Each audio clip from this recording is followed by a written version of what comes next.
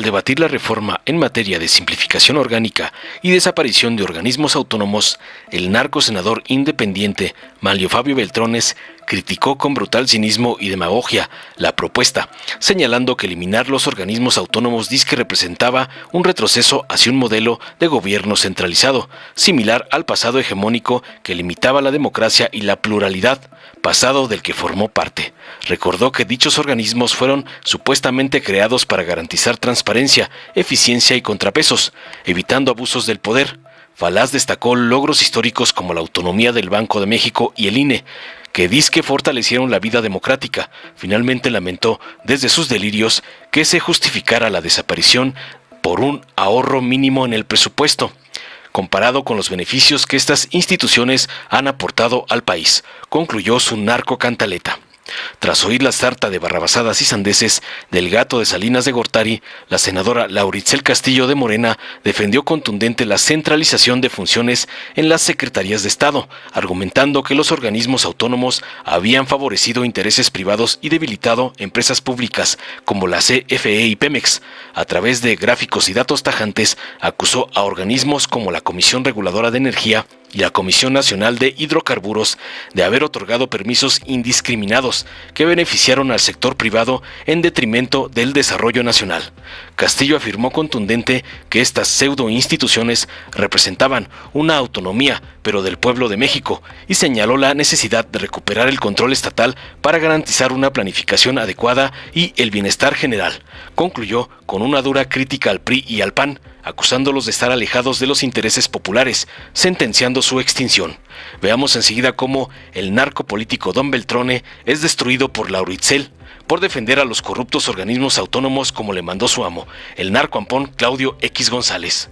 Gracias, presidente. Adelante, señor. Senadoras, senadores. He escuchado, como la mayoría de ustedes, no todos, con mucha atención cada una de las participaciones viniendo, ya sea de un lado o de otro. La verdad es que cada quien tiene puntos de vista que expresar y son muy respetables. Pero no dejo de pensar que si hay quizá un libro que marque la vida de cada quien, la lectura del logro filantrópico de Octavio Paz marcó buena parte de nuestras vidas en un momento muy especial de México. Y hoy me hace recordar que lo que se está votando en este recinto no solo es la desaparición de los 7 organismos autónomos, es absolutamente regresar al antiguo diseño de un Estado plural pequeño y un gobierno obeso y único. Vamos, estamos reviviendo al logro filantrópico que tanto le costó al país erradicar. Recordemos bien, porque muchos de nosotros participamos en ello, que por más de 3 décadas, legisladores de distintos partidos y con diversas ideologías, trabajamos en conjunto para democratizar el Estado mexicano. Juntos, creamos organismos constitucionales, autónomos, que tienen como objetivo regular, transparentar y vigilar la eficiencia del gobierno, sea del partido que fuera. La leitmotiv era que los actos del Estado fueran vigilados, regulados por los ciudadanos a través de órganos autónomos. Estos órganos autónomos que concentrarían las especialidades profesionales suficientes para que la ciudadanización tuviera un peso frente a los actos de ellos. Con ellos logramos evitar muchas cosas. El mismo partido que en el pasado ejerció un dominio hegemónico desde el gobierno, recordemos, absorbía todas las funciones del Estado, pero tuvo que entrar en un proceso gradual de apertura democrática para terminar con la centralización del poder. Buscamos, juntos, evitar la centralización absoluta del poder mediante un sistema de pesos y contrapesos. Formaba parte siempre de nuestro discurso. El proceso de descentralización del poder inició con la construcción de nuevas instituciones. Así es que se trabajó con altibajos en el ensanchamiento del Estado mexicano para que más actores políticos participaran en el ejercicio del poder, evitando que todo el control recayera sobre gobiernos unipersonales. Sobre todo en los últimos 30 años, muchos lo recordarán, que juntos diseñamos un Estado cada vez más plural que acotaba las facultades totalitarias del gobierno y se enriquecía con nuevos organismos autónomos que realizaron funciones en pro de la ciudadanía. Con estos organismos se logró evitar que el gobierno mantuviera su labor de juez y parte en diversos aspectos de la vida social. Por ejemplo, con la autonomía del Banco de México, se pudo independizar la política monetaria de las decisiones arbitrarias del gobierno. Con la Comisión Nacional de Derechos Humanos también pudimos lograr una representación y un avance que le permitió a la ciudadanía defenderse de posibles abusos de autoridad. Su autonomía era necesaria para que la sociedad pudiera confiar en un órgano del Estado. Aquí vimos cómo en los últimos años se colonizó a la Comisión Nacional de Derechos Humanos y en un evento que aquí se escenificó, se tomó posesión absoluta, quitándole su autonomía. Por lo menos se la dejaron en el papel. También se creó el Instituto Federal Electoral. Recordemos, después de las elecciones de 1988, en donde todos demandamos que nunca más las elecciones se las hiciera un órgano del gobierno, un secretario de Gobernación, después contratado por todos en ese momento. Y es como llegamos entonces a generar un órgano autónomo que hiciera las elecciones, que nos diera garantías a todos. Posteriormente se intentó colonizar, y aquí, en una sesión nocturna, cometimos el error de quitarle a esa autonomía sus facultades que tenía de poder llegar a decisiones colegiadas en cada uno de sus nombramientos. Regresamos a que una sola persona, ahora será la presidenta del INE, pueda resolver y nombrar a todos, absolutamente a todos los funcionarios, como lo hacía el gobierno en 1988. Vamos, no lo pudimos reflexionar bien. En esas rutas que también pensamos fortalecer la gobernabilidad a través de las instituciones del Estado mexicano. Por eso se creó la COFESE, el IFT, Coneval, la Comisión Nacional de Hidrocarburos, la Comisión Reguladora de Energía, el INAI. Todo para proteger derechos fundamentales de nosotros. Aquí se ha dicho, y escuché con mucha atención, que se ahorrarán cerca de 5,000 millones de pesos por la extinción de estos organismos autónomos. Yo creo que muchos de nosotros recordamos cómo en el primer año de ejercicio de el IFETEL, en su momento, se ahorró el pueblo de México 80,000 millones de pesos. ¿O qué? ¿No alcanzan todavía a recordar las llamadas de larga distancia que se hacían desde Chojoa hacia Navojoa y que te las cobraban como de Tokio a Washington? ¿O del que llama paga? 80,000 millones de pesos. Hoy dicen que son 5,000 millones de pesos los que se van a ahorrar. El 0.05, una centésima del presupuesto de 9 billones de pesos. Es más lo que perdemos que lo que ganamos. Es asunto de cuentachiles, parece esquizofrénico. Pero quisiera detenerme a reflexionar sobre la desaparición de uno de los organismos autónomos que me parece de la mayor gravedad, que es el INAI. Vamos, recordemos también la historia. El INAI nace del Grupo Oaxaca, ni tan siquiera nace de los gobiernos de un partido o de otro. Fue una reflexión natural que se dio de intelectuales, de pensadores, de comunicadores, para exigir mucha más información por parte del Estado mexicano. No nos confundamos. He escuchado mucho que quieren decir que el gobierno es el Estado. Y no. El gobierno, en buena parte, lo equilibra un Estado democrático. Y el Estado democrático lo hacemos todos y el gobierno lo hace el que gana. ¿Qué esa es la diferencia? Yo creo que el INAI mucho nos ha dado como para reducirlo a los eventos naturales de las equivocaciones del ser humano. Pero en fin, todo esto creo que nos debe de poner a reflexionar sobre lo que aquí está sucediendo. Sé que a final de cuentas llegaremos a una votación como la Operación Piedra, en la cual todos terminaron convencidos de votar por una persona, no obstante que sabían que no era lo idóneo. La del último lugar en la calificación por parte del Grupo Mayor.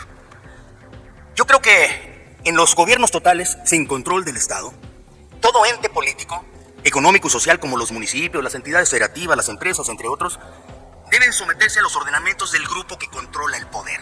Y eso no es lo que nos va a ayudar a salir adelante. No hay cabida en esos gobiernos totales para cuerpos independientes, autónomos e intermedios en la toma democrática de decisiones políticas. En conclusión, lo que se está proponiendo es el debilitamiento del Estado plural para convertirlo en un gobierno centralista que funcione a nombre del Estado. Eso es muy distinto. De esa forma el gobierno está regresando a adquirir funciones que le habíamos dado a instituciones del Estado. Todo para fortalecer a la sociedad y para evitar abusos de parte de unos cuantos poderosos momentáneamente en turno. Con esta eliminación, estamos suprimiendo también los derechos ciudadanos y la vida democrática.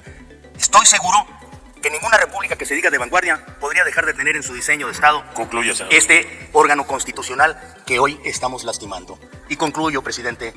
Hoy lo que estamos escenificando aquí, así como lo dije al inicio, es el revivir al logro filantrópico de 1990 y del que nos habíamos alejado cuando podíamos hacer acuerdos en conjunto, todos los responsables de vigilar al Estado mexicano. Muchas gracias.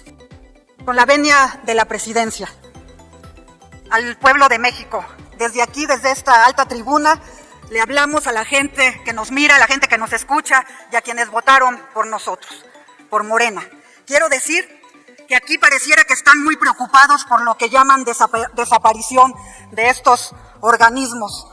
Estamos nosotros pasando las atribuciones que tienen directamente a las secretarías que les compete, donde tiene que haber directamente la rectoría del Estado para todo lo que tiene que ser la administración pública. En el caso que vamos a plantear el día de hoy en específico, tiene que ver con la Comisión Reguladora de Energía.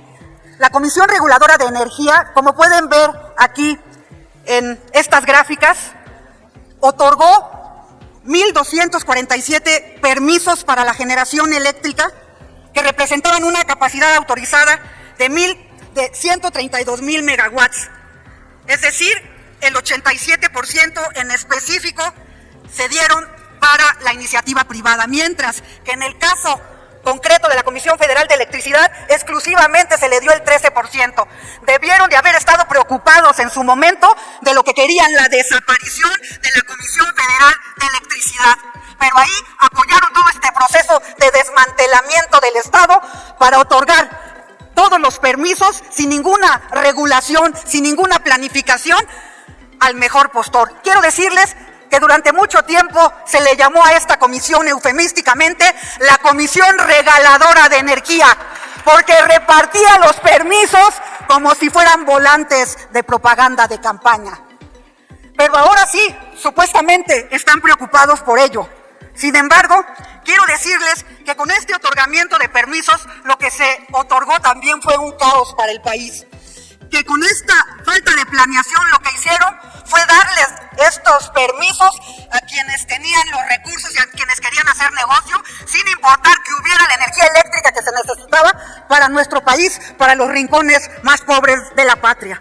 Por eso tenemos lo que es esta gráfica donde se demuestra los permisos que se otorgaron para la iniciativa privada y los pocos permisos que se otorgaron para la Comisión Federal de Electricidad, cuando que la Comisión Federal de Electricidad tenía toda la capacidad para la generación que se requería en el país, como se demuestra en esta misma gráfica.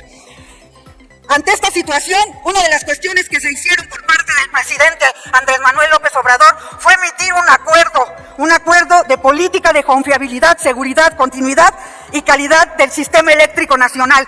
¿Y qué hizo la Suprema Corte de Justicia frente a los amparos que se metieron? Obviamente, el Poder Judicial le bajó el switch al pueblo de México.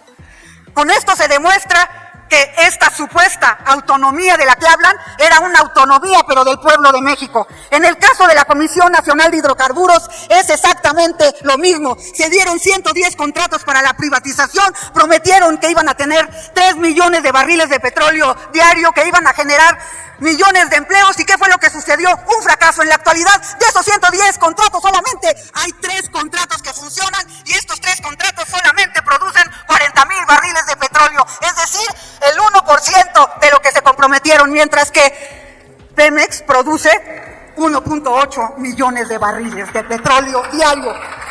Yo les diría nada más para terminar que ustedes, los del PRIAN, que están tan tan preocupados por la desaparición de esta autonomía, deberían de estar más preocupados por la desaparición de sus partidos, por la desaparición del PRIAN, por estar a espaldas del pueblo de México.